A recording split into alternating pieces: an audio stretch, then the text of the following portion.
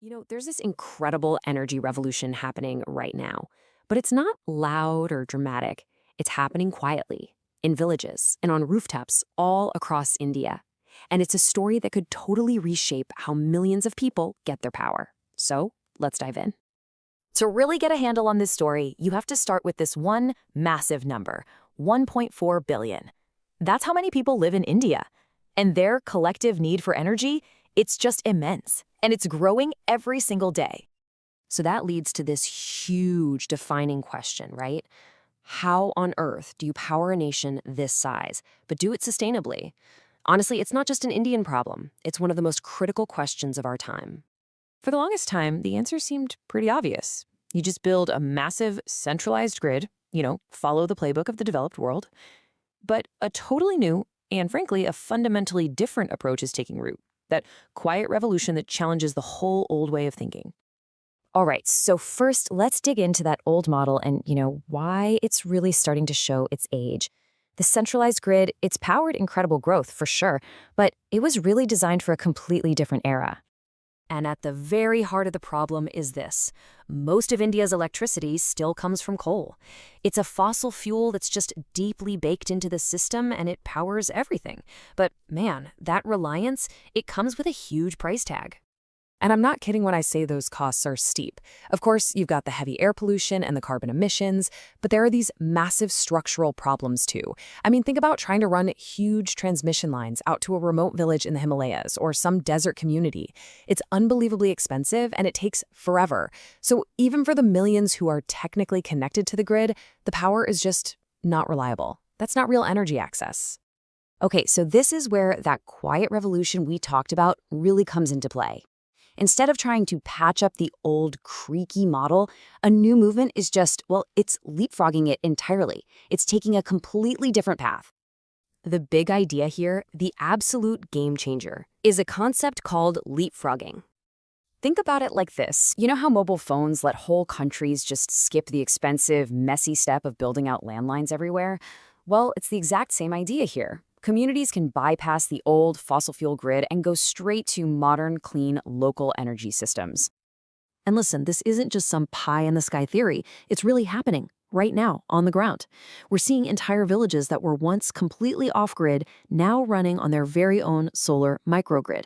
You're seeing solar panels popping up everywhere on the roofs of homes, schools, little shops. In hilly areas, small community-run hydro projects are using streams for power.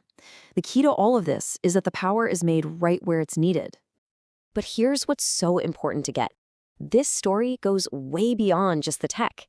It's really about the incredible social and economic change that happens when you put power, literally, directly into people's hands. See, when a community finally gets its hands on reliable local power, it sets off this amazing chain reaction. Suddenly, small businesses can stay open longer or they can use new power tools. And that, in turn, creates local jobs for people to maintain the systems. The whole local economy just gets stronger and stronger.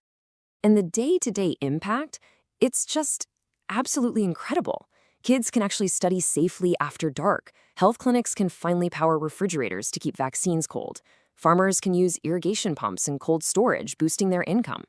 This is so much more than just keeping the lights on. It's a catalyst for opportunity, for resilience, and for dignity. It really boils down to this fantastic idea. Energy shifts from being a distant service to a shared community asset. Power isn't something that comes from some far-off, faceless company anymore. It's something the community actually owns and manages itself. Okay, so you might be wondering, how does something this big and grassroots actually happen? Well, it doesn't just appear out of nowhere.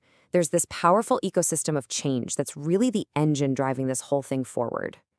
What's really fueling this revolution is a genuine partnership.